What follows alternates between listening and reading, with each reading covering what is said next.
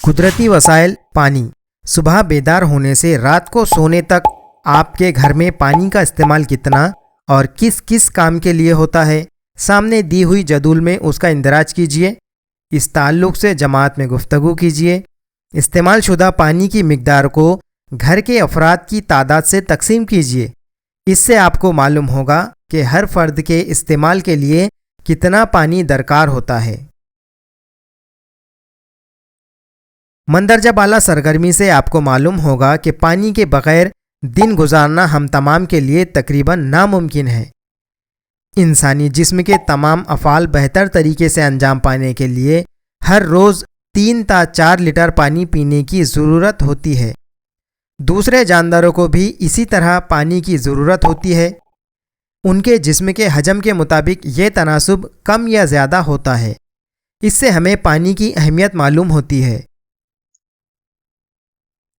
Hydrogen gas کے ہوا میں جلنے سے وہ آکسیجن کے ساتھ تعامل کرتی ہے۔ اس تعامل کے نتیجے میں پانی حاصل ہوتا ہے۔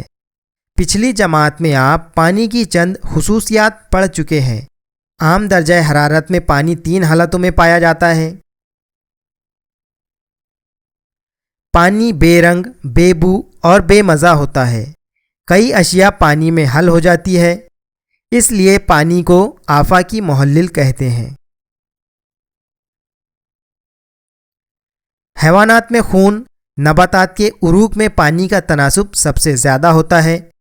کوئی بھی جاندار پانی کے بغیر زندہ نہیں رہ سکتا، اس لیے پانی کو زندگی کہتے ہیں۔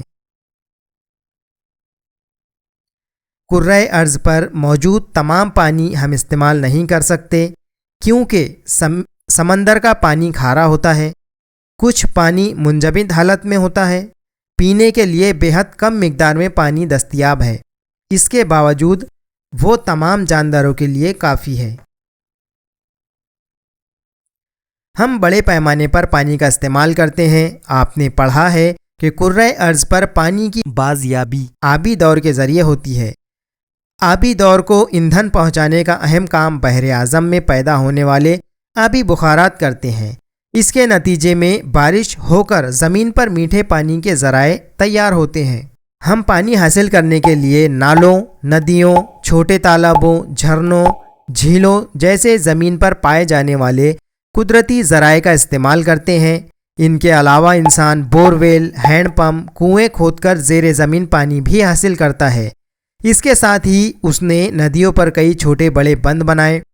بڑھتی ہوئی آبادی، صنعتیں، زراعت کے لیے پانی کے بے تحاشا استعمال سے اب پانی کی قلت ہو رہی ہے، جو ایک سنگین مسئلہ بن گئی ہے۔ اسے ہمیشہ ذہن میں رکھیے۔ پانی کا استعمال کفایت سے کیجیے۔ پانی روکیے، پانی جذب کیجیے۔ جہاں ممکن ہو پانی کا ذخیرہ کیجیے۔ ممکن ہو تو پانی کا دوبارہ استعمال کیجیے، کیونکہ ذخیرہ کیے ہوئے پانی میں جلدی کیڑے نہیں ہوتے۔